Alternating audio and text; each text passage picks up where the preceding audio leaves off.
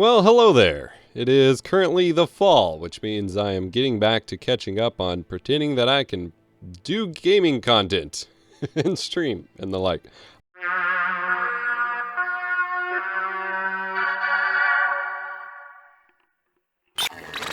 Today I wanted to talk about something that I don't think I see enough people doing, and it's crucial to how we process and grow from failure. And I want to do a whole separate video, maybe even on the main channel, talking about how we suck at failing in a few ways that isn't often talked about.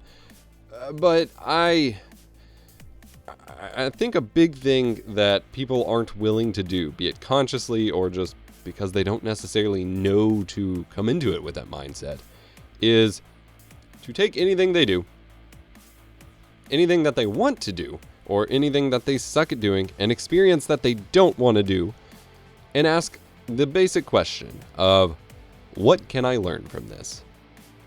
It sounds simple, but think about it. The last time you had to do something you didn't want to, the last time that you missed out or that you sucked at the thing you were trying to do, did you take a step back or prepare yourself for it by asking, what can I learn from, or what can I gain from this? The answer is probably no. I mean, I don't do it very often myself. So it's something I want, to maybe instill into you to consider a little bit more, because let's just come up with some super generic examples on the spot here that have no real meaning. But let's say you got looped into going and doing a volunteer thing with some friends, which you really didn't want to do. You had planned to stay home that night and grind some video games or something, and instead you got pulled into doing this thing you did not desire to do. Instead of building yourself up, which can lead to anxiety or frustration or just having a more sour mood going into it and thus closed off to the experiences you could have, you start out and say, okay, be it, really if I have a choice or not, I have no choice or control over this thing that's happening, or at least I'm obligated to participate in it. What can I get out of it? What can I learn from it? What can it teach me? And sometimes you gotta take a minute. You gotta actually think about it, because it may not appear on the surface. It could be something as, I get to practice a skill, like maybe you're going and cooking or cleaning, or maybe you get to contribute to the environment and you might find some fulfillment there. Maybe you get to connect with new people. Maybe you haven't socialized in real life in a little while, which is especially true of many of us for the past couple of years, thanks pandemic. Maybe it's an opportunity to gain a new perspective. Maybe you're working with, privileged underprivileged populations, and you get to kind of see the world from a different perspective, or visit a new part of your area that you don't usually get to go to, and you can learn about it, learn about the people that are there, learn about the area itself, just learn your way around. Maybe if we transition to, an actual instance of failure, a lot of people, when they fail at doing something, be it relevant to my typical audience, trying to become a content creator, trying to become a YouTuber, a podcaster, a streamer, and they fail at it. They try it for 6 months or whatever, and it doesn't go well. They consider that a failure. They don't actually write it off as a failure. They say, okay, I failed at that. I'm gonna try again. You have the most likely misattributed quote to Einstein that doing the same thing over and over, expecting a different result, is the definition of insanity.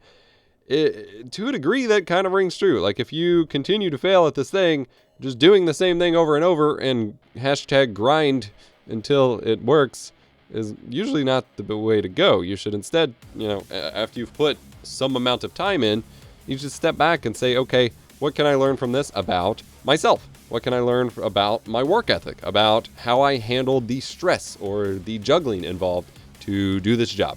What can I learn about the job itself and the implications for whether I'd want to do it full time? What can I learn about community management? What can I learn from this failure about where I want my bigger picture direction to go?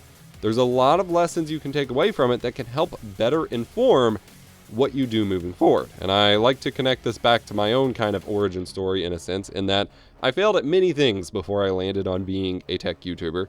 Running this channel and a couple others, and trying to be a gaming YouTuber during the first couple generations of gaming YouTubing, was one of those failures. I, for many, many years, tried my hand at making gaming content as my primary thing and tried to make it my future job or whatever, and I failed at it. Along the way, I discovered the niche and the interests and the viewership when it comes to tech videos, because I was trying new things, because it wasn't working.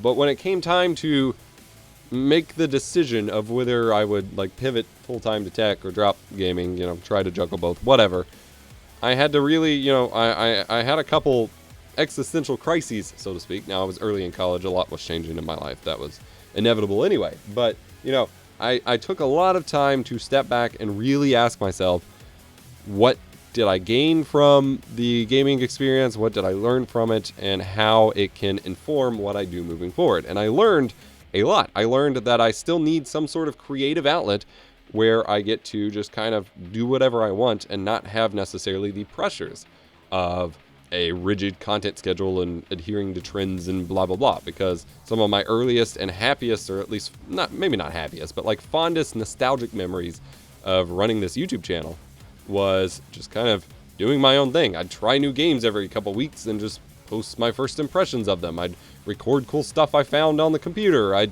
show off what my computer building was doing. Things that don't necessarily lead to a successful channel these days, but were fun for me to do and an outlet that I kind of needed in some capacity. I also learned that doing gaming for content for me kind of killed gaming for me, and I still am working on repairing my relationship with gaming and with leisure time as a result, because it turned me into this person who, while I still loved and lived and breathed games, I had to turn every ounce of gaming into recording time, because otherwise it felt like it was a waste of time, because if I was gaming, I might as well do it in a way that benefited work. So either I was starting 50 million Let's Plays of games I would never finish just because I was trying games, or either the act of trying to make it a Let's Play then burned me out of playing it because I'd keep up with editing the videos and that took forever and yada yada. Or I just, you know, I only ended up playing games that I could turn into positive work things, or I just felt like it was a waste of time in general.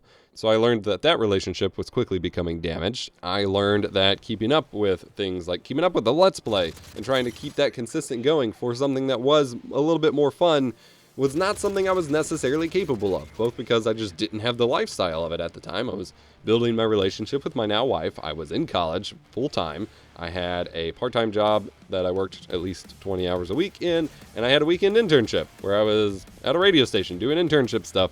So I had a lot on my plate, and I didn't have the lifestyle to just keep up intense Let's Play stuff, and I didn't really know how to market it. I also, you know, didn't have the lifestyle to stick to the same game over and over. I failed multiple times in the course of my gaming YouTube career in that I gained a specific audience for specific games or a specific game and immediately freaked out because I didn't like being boxed in, and just kind of pushed them all away by playing other things and never touching that game again because I clearly didn't like being boxed in. And so I took a very long time. It was like maybe 3 months as I was transitioning my channel to really make that decision, evaluate what it meant to me and what it would mean for the future, and then adjusted my next moves based on that. And it ultimately led to some pretty strong success. And I have had to do that multiple times over the course of my career even since then.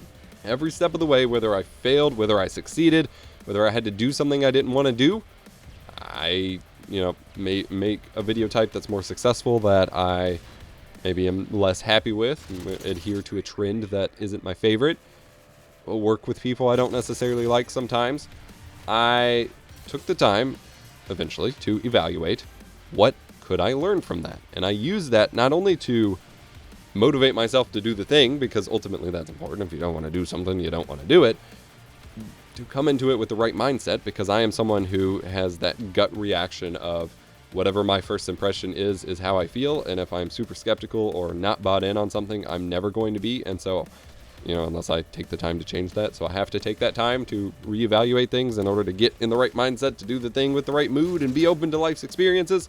Otherwise, I just remain closed off to everything and don't gain anything from it. But also to ultimately lead to a better point of success for myself, because that's ultimately how you become happier in life. So I wanted to make this video to kind of lead into my discussion about how we handle failure, as I think it's an important one to have.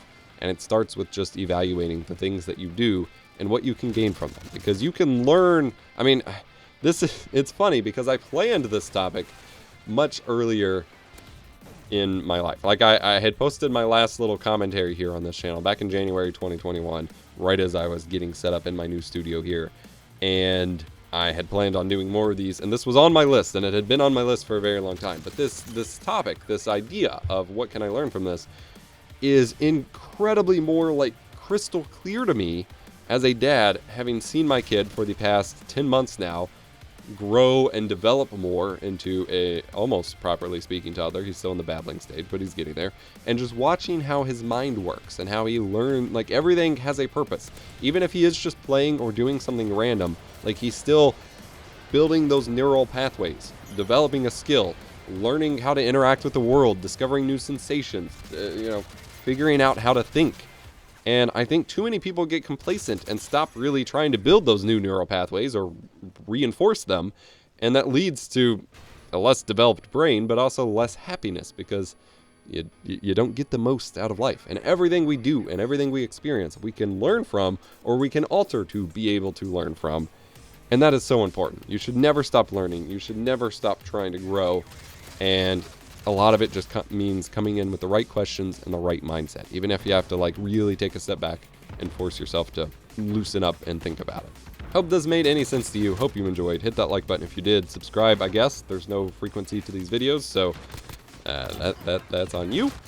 And yeah, this video, by the way, if you're a fan of the main channel and the content I cover there, this is recorded with the 512 Audio Limelight microphone. I'll have a review of that coming at some point. Working on that right now, so this is my first big demo of it. If you enjoy content like this, be sure to click here to watch my next video early and ad-free over on nebula.tv/LostSaves. It's my own video streaming site I built with my creator friends. I post a lot of my videos there early, and they're completely ad-free. Plus, there'll be some exclusive stuff as we go. My next video is about why Warframe is going to dominate in 2023 thanks to some upcoming changes. I'll catch you over. Join me on Twitch. I may try to get back to some game streams soon. Otherwise, have a great rest of your holiday season, or however long until I make the next video here.